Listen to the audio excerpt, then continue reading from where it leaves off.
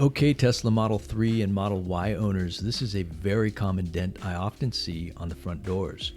And this one was 2 inches, obviously located on the body line of this aluminum panel, and it was particularly deep. Now sometimes we can access this area through the latch mechanism opening by removing 3 screws.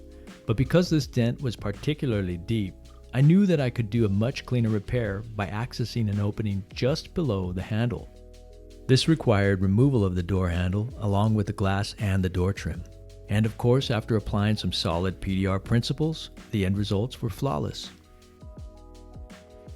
Handle, glass, and panel reinstalled cleanly and securely.